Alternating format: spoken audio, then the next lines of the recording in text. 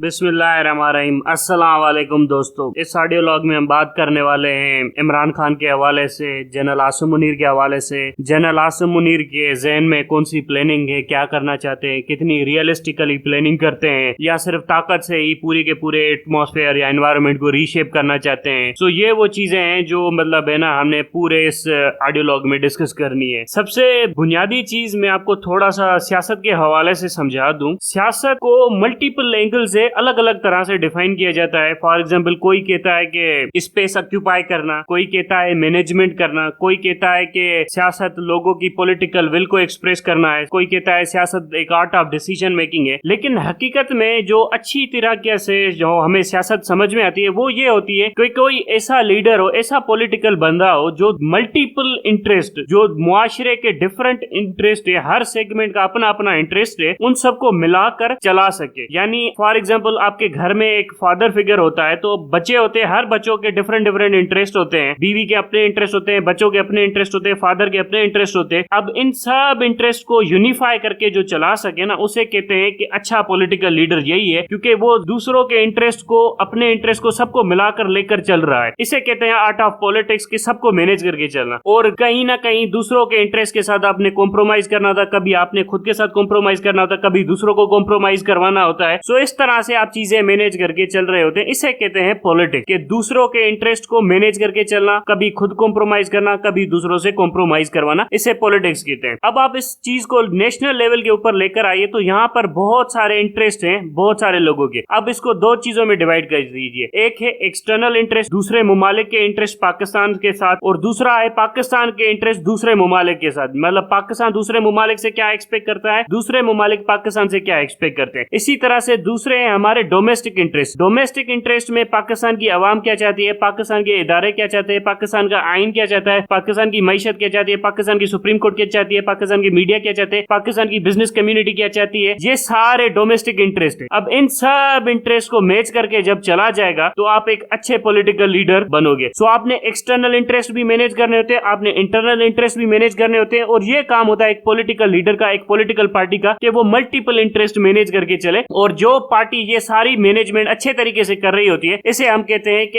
अच्छी political party है, एक वाइस विजडम वाली गवर्नमेंट है जो चल रही है। अब ये है टास्क के सियासत कैसे की जाती है, मुल्क कैसे चलाया जाता है। और ये सारी की सारी टास्क करना चाहती है पाकिस्तान आर्मी। पाकिस्तान आर्मी आपके डोमेस्टिक इंटरेस्ट भी लेकर चलना चाहती है, एक्सटर्नल इंटरेस्ट भी लेकर चलना चाहती है, और ये टास्क करना चाहते हैं आपके जनरल आसिम मुनीर साहब। मसला ये है कि ये टास्क करने के लिए उनको कानून इजाजत नहीं देता। सो सबसे पहले कानून की छुट्टी करनी है। उसके बाद मसला ये है कि क्या एक्सटर्नल पावर्स भी इसकी इजाजत देंगे। तो एक्सटर्नल पावर्स को फर्क ही नहीं पड़ता कि पाकिस्तान में डेमोक्रेसी है या डिक्टेटरशिप है। एक्सटर्नल पावर्स ये देखेंगे कि एक डिक्टेटर आया है, डिक्टेटर बनना चाहता है, जिसने अपना आइन तोड़ा हुआ है, और जो जमहूरी लीडर नहीं है, जो डिक्टेटर पावर के थ्रू इस मुल्क के ऊपर हुकूमत करना चाहता है, जो इलेक्शन नहीं करवाना चाहता। सो ये जाने और इसका काम जाने। हमें ये करना है, जो अमेरिका, इंडिया और यूरोपियन यूनियन देखेंगे, वो ये देखेंगे कि हमारे पाकिस्तान के साथ ये इंटरेस्ट है, हम पाकिस्तान से ये काम करवाना चाहते हैं। और एक वीक बंदा जिसकी पाकिस्तान के अंदर कोई इज्जत नहीं है, वो आकर हुकूमत में बैठा हुआ है, जिसकी कोई लेजिटिमेसी नहीं है। सो इसको हम कैसे प्रेशर में लाएं ताकि ये हमारे इंटरेस्ट परसू करे, बजाय के पाकिस्तान के नेशनल इंटरेस्ट परसू करे। सो वो इसको तड़ी लगाएंगे कि तू डेमोक्रेसी नहीं है, तेरे अंदर ह्यूमन राइट्स वायलेशन है, तू करप्ट है, ये है, तेरी लेजिटिमेसी नहीं है। अब इसके चक्कर में पहले इसको तड़ी लगाएंगे, मीडिया के ऊपर 10 इंटरव्यू चलाएंगे, और उसके बाद इसे कहेंगे कि हमारी ये रिक्वायरमेंट्स है, वो पूरी कर दो। फिर भी बीच में होंगे कुछ ब्रोकर भड़वे जो होते हैं, जैसे आयशा सिद्दीका, नसीम जहरा, हामिद मीर, मलिया लोधी, हुसैन हक्कानी, ये भड़वे हैं। सो बीच में ये भड़वे होंगे, फिर ये इसको आकर कहेंगे कि ये काम कर दो अमेरिका के लिए, फिर अमेरिका को कहेंगे ये काम हम आपके करवा लेते हैं, फिर दोनों तरफ से ये कमीशन लेंगे ये भड़वे, और फिर ये मतलब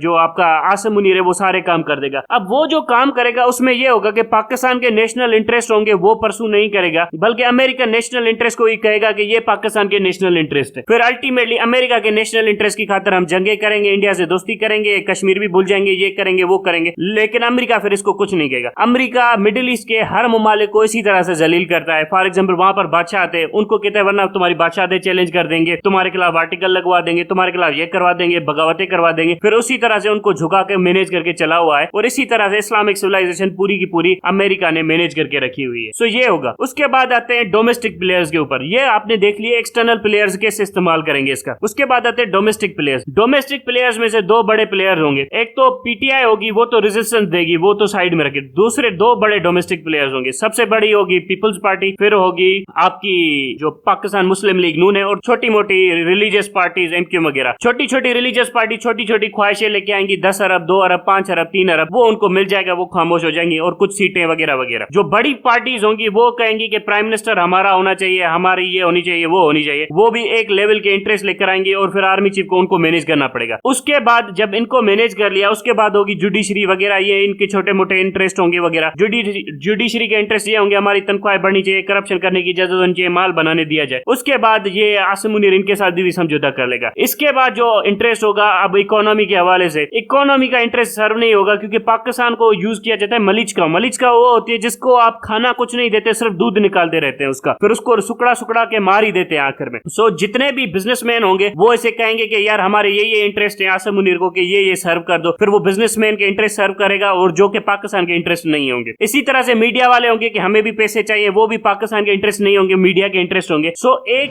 डिक्टेटर जब भी आता है ना, वो दूसरों के इंटरेस्ट ज्यादा सर्व करता है, सिर्फ अपने आप को पावर में रखने के लिए, बजाय कि पाकिस्तान के नेशनल इंटरेस्ट सर्व करे। और ये पाकिस्तानी अवाम के साथ निगोशिएट नहीं कर पाएगा, पाकिस्तानी अवाम को मतलब कुछ दे नहीं पाएगा। सो अल्टीमेटली ये दूसरों का टूल बन के रह जाएगा। मुशर्रफ के साथ भी यही हुआ था, जनरल अयूब के साथ भी यही हुआ था, जनरल जिया के साथ भी यही हुआ था। जो डिक्टेटर आता है ना, वो हर दूसरे एरे गेरे नथु खेरे का टट्टू बन के रह जाता है, हर दूसरे तीसरे बंदे का मतलब गुलामी करके रख जाता है। पाकिस्तान के नेशनल इंटरेस्ट परसू नहीं करेगा, क्योंकि उसकी बैकिंग अवाम की तरफ से नहीं हो रही होती है। उसके इंटरेस्ट और पाकिस्तान के इंटरेस्ट में दिन रात का फर्क होता है। इसी तरह से डिक्टेटर चलते हैं। अब जनरल आसिम मुनीर की प्लानिंग ये है कि मैं ये सब कुछ करूंगा, ऐसे करूंगा, वो ऐसे करूंगा, लेकिन ये काम करने के लिए आपको इंटरेस्ट मैनेजमेंट आनी चाहिए, दूसरों के इंटरेस्ट मैनेज करना चाहिए। फॉर एग्जाम्पल कभी ऐसी पोजीशन आती है, People's Party for example tough position ले लेती है, और यहाँ अमेरिका टफ पोजीशन ले लेता है, तो आसिम मुनीर किधर जाएगा? तो आसिम मुनीर किधर जाएगा? आसिम मुनीर को और ज्यादा कॉम्प्रोमाइज करने पड़ेंगे। सो आसिम मुनीर किस हद तक कॉम्प्रोमाइज कर सकता है? आसिम मुनीर के पास देने के लिए क्या क्या है? सो कुछ भी नहीं होगा। अल्टीमेटली आसिम मुनीर के लिए ब्रेकिंग पॉइंट आ जाएगी, और जो कि बड़ी छोटी ब्रेकिंग पॉइंट होती है, वो विद इन ईयर या 6 महीनों के अंदर ही ब्रेकिंग पॉइंट आ जाती है एक डिक्टेटर की। उसके बाद डिक्टेटर फुली कॉम्प्रोमाइज होता है, और फिर दूसरे लोग उसको अपनी उंगलियों पर नचाना शुरू कर देते हैं। जैसे मुशर्रफ को बेनजीर ने नचाना शुरू कर दिया था जब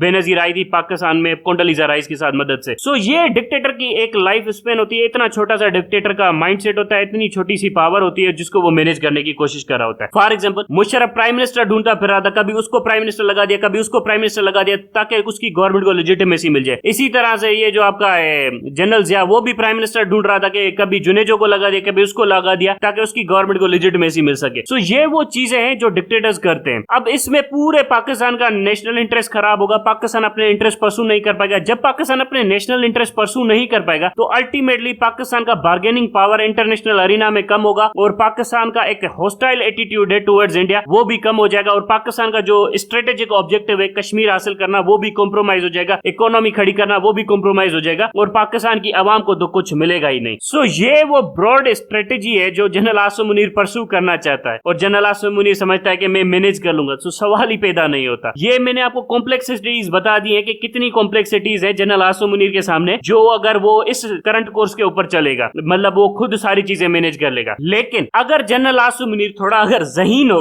अक्लमंद हो, जो जनरल बाजवा था, वो इमरान खान के साथ डील कर ले, इमरान खान के साथ डील करे, क्योंकि आर्ट ऑफ कॉम्प्रोमाइज, कहां पर कब कैसे कॉम्प्रोमाइज करना है, ये बड़ा आर्ट है, ये आपको आना चाहिए। अगर आप आर्ट ऑफ कॉम्प्रोमाइज कर लेते हैं, जनरल आसिम मुनीर इमरान खान के साथ समझौता कर लेता है और कॉम्प्रोमाइज कर लेता है, तो आर्मी चीफ भी रहेगा, हो सकता है 6 साल के लिए आर्मी चीफ रहे, और इतना ज्यादा झंझट उसको मैनेज ना करना पड़े। अमेरिका क्या सोचता है उसको मैनेज ना करना पड़े, इंडिया क्या सोचता है ये मैनेजमेंट ना करनी पड़े, ये बिजनेस कम्युनिटी क्या सोचती है ये भी ना मैनेज करना पड़े, ये पीडीएम टोला वगैरह क्या सोचता है ये भी मैनेज ना करना पड़े, बस अपना शेयर ले, अपना हिस्सा ले और खुश रह सकता है। अगर ये समझदार होता, तो मैं अगर आर्मी चीफ होता तो मैं ये स्ट्रेटेजी परसू करता। वो जो दूसरी स्ट्रेटेजी है, खुद आकर बैठना, आइन तोड़ना, ये तो एक बेवकूफ आदमी की स्ट्रेटेजी है। सो इससे आपको पता चलता है कि general Asim Munir is done, dumb and idiot. अब इस इडियट से ज्यादा कुछ होना नहीं है, मैं सीधी सीधी बात बता रहा हूँ। ये इडियट ने बड़ी मतलब विशफुल थिंकिंग की हुई है कि मैं ये कर दूंगा वो कर दूंगा। 2 दिन नहीं चलना ऐसे मुल्क, सीधी सीधी बात है। और इसको दिन में तारे नजर आने वाले हैं। जब अमेरिका का प्रेशर आएगा ना, अमेरिका का प्रेशर मुशर्रफ नहीं झेल सका था, मुशर्रफ जैसा डंडा आदमी था, ये क्या चूतिया झेलेगा, इसको भी दिन में तारे आ जाएंगे। जनरल जिया जो मतलब कहता था ना कि मैं बड़ा कमांडो टाइप हूँ, जनरल जिया को जब पता चला कि अमेरिका का हाथ उठने वाला है इसके ऊपर से, जनरल जिया से, तो जनरल जिया बाद मौत के डर से छुपता फिर रहा था अपने घर के अंदर, कभी पेड़ कटवा दिए, कभी मशीन गने लगवा दी, कभी एंटी एयरक्राफ्ट मिसाइल्स लगवा दिए अपने घर के इर्द गिर्द, कभी गार्ड्स बढ़ा दिए, कभी आईएसआई को रिक्वेस्ट भेज दी, कभी ये कर दिया वो कर दिया। मतलब उसको मौत का खौफ इतना आ गया था कि उसको लग रहा था कि अब अमेरिका मुझे फटकाएगा क्योंकि मेरा तो काम निकल गया। सो अल्टीमेटली जो भी कुछ किया उसको जहाज ही उड़वा दिया। सो जब सीआईए काम तमाम करने के ऊपर आती है तो सीआईए सो ये वो चीजें हैं जो जनरल आसिम मुनीर के बैकअप माइंड में होनी चाहिए कि वो किस चीज के ऊपर जा रहा है, कौन सी जर्नी लेने जा रहा है। अगर मैं आसिम मुनीर होता तो मैं इमरान खान के साथ डील करके एक रिलैक्स लाइफ गुजार सकता था, बड़े अच्छे समझौते कर सकता था। लेकिन जिस लेवल के ऊपर जनरल आसिम मुनीर जाना चाह रहा है ना, तो उसके बड़े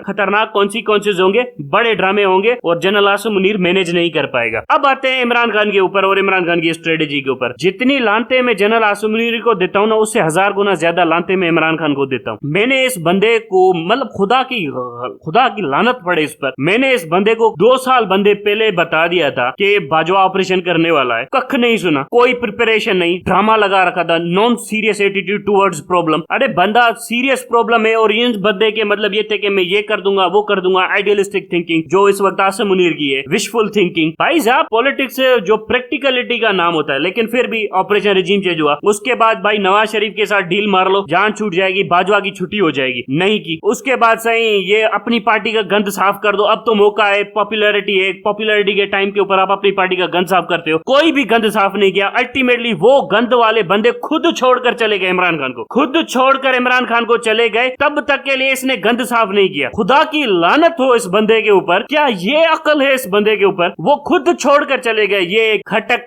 ये दूसरे जो थे वो खुद छोड़ गए। मैंने कहा शहबाज शाह महमूद कुरैशी को किक आउट करो, नहीं, आज शाह महमूद कुरैशी निकल आया और कह रहा है मैं पार्टी की कोर कमेटी को हेड करूंगा, मैं ये करूंगा, मैं वो करूंगा। किस हैसियत में शाह महमूद कुरैशी उठकर आया है, मैं पूछना चाहता हूं। फिर मैंने कहा कि चौधरी परवेज इलाही के साथ अलायंस ना बना, फिर चौधरी परवेज इलाही उठकर आ रहा है कि अब मैं और शाह महमूद कुरैशी मिलकर चलाएंगे पार्टी को। यार खुदा का खौफ करे, ये क्या है? बच्चे जेलों में हैं, बच्चों के जनाजे उठ चुके हैं, बच्चों ने अपनी जिंदगियां जेलों में दी और इस भड़वे को अक्ल नहीं है, खुद भी जेल में पहुंच गया, बच्चे जेल में पहुंचा दिए और छोड़ के पार्टी किसके लिए चला गया? शाह महमूद कुरैशी के लिए। यार इस बंदे से मैं इतना तंग हूं, जो इसका एटीट्यूड है टुवर्ड्स मतलब है ना, जो इसके साथ वफादारियां करता है ये उनको जलील करता है, जो इसके साथ गद्दारियां करता है, जो इसको जलील करता है, ये भैंचोद उसके साथ सीधा है। अब मुझे बताओ ये मैं इस रंडी के मतलब क्या बोलूं मैं इसको? ये मुझे मतलब गुस्सा आता है इसके ऊपर। मैं इसको 2 साल से लगा हुआ था कि ये करो वो ना करो, ये करो वो ना करो, और जब ये बंदा ये हरकतें करता है तो मैं आपसे पूछना चाहता हूं क्या आपको गुस्सा नहीं आएगा? ये वो डिसअपॉइंटमेंट है, ये वो मायूसी है। फॉर एग्जाम्पल मैं इसको कह रहा था कि अपना स्ट्रक्चर मेंटेन रखना, पार्टी की स्ट्रक्चर को मजबूत रखना, क्योंकि आसिम मुनीर टारगेट करेगा स्ट्रक्चर को। अगर स्ट्रक्चर मजबूत रहा तो आसिम मुनीर फेल हो जाएगा। कोई स्ट्रक्चर के ऊपर काम नहीं हुआ, 3 साल के लिए स्ट्रक्चर के ऊपर काम नहीं हुआ। बंदे से स्पीचें करवा लो, हर जगह के ऊपर स्पीचें करनी है। भाई साहब स्पीचों से काम नहीं चलता।